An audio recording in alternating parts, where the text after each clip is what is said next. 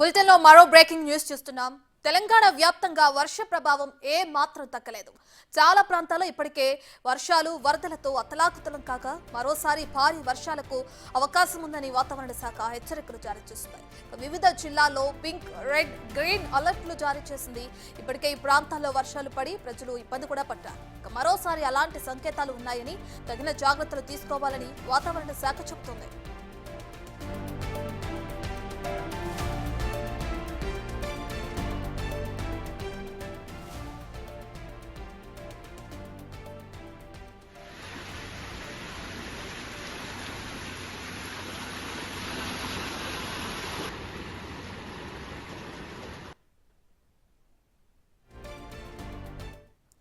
కొమరంభీం, ఆసిఫాబాద్, జగిత్యాల, మంచిర్యాల, పెద్దపల్లి, కరీంనగర్, భూపాలపల్లి జిల్లాల్లో orange alert జారీ చేశారు.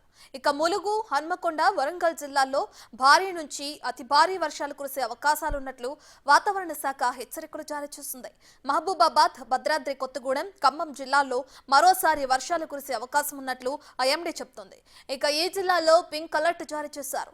ఇక దీంతో ప్రభుత్వం కూడా ఆయా ప్రాంతాల్లో అధికారులు జాగ్రత్తగా ఉండాలని ఆదేశాలు జారీ చేసింది.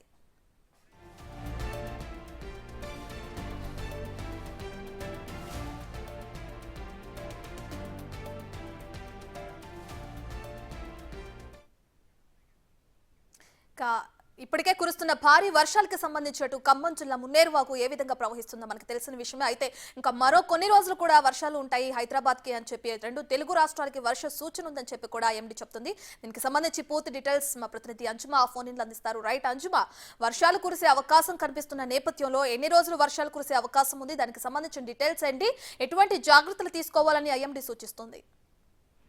ఎస్ రత్న, ప్రస్తుతం మనం చూసినట్లయితే కూడా తెలంగాణ రాష్ట్ర వ్యాప్తంగా మనకు గత 3-4 రోజులుగా విస్తారంగా వర్షాలు కురుస్తున్నాయి. చాలా జిల్లాలలో భారీ నుంచి అత్యంత భారీ వర్షపాతం కూడా నమోదయ్యింది. ఇక ఐఎండీ చెప్పినటువంటి వివరాల ప్రకారము దాదాపు నెల రోజుల పాటు కురిసేటువంటి వర్షం మొన్న మనం చూసుకున్నట్లయితే కూడా ఆదివారం, సోమవారం 2 రోజుల్లోనే నెల రోజుల వర్షపాతం నమోదయ్యింది. అంటే ఎంత అత్యంత భారీ వర్షాలు కురుస్తున్నాయో మనం అర్థం చేసుకోవచ్చు.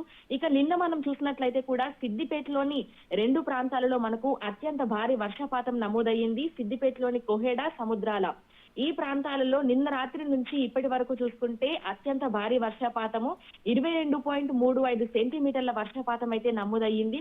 ఇక ఈ రోజు రేపు కూడా మనకు ఇదే విధంగా పరిస్థితి ఉండేటువంటి అవకాశం ఉంది. వాతావరణ శాఖ తెలిపినటువంటి వివరాల ప్రకారం అయితే ఈ రోజు మనకు పలు జిల్లాలకైతే ఎల్లో అలర్ట్స్ అయితే ఇవ్వడం జరిగింది. మన బేగంపేటలో ఉన్నటువంటి వాతావరణ శాఖ ఈ రోజు మనకు కొమరంభీం, ఆసిఫాబాద్, మంచిర్యాల, జయశంకర్, భూపాలపల్లి, ములుగు జిల్లాలలో కురిసేటువంటి అవకాశం ఉన్నట్లుగా, దీంతో పాటుగా కూడా ఉరుములు, మెరుపులు, ఈదురుగాలులతో కూడినటువంటి వర్షాలు ఈ జిల్లాలలో మనకి భారీగా వర్షాలు కురిసేటువంటి అవకాశం ఉన్నట్లుగా కూడా ఎల్లో అలర్ట్స్ అయితే ఇవ్వడం జరిగింది.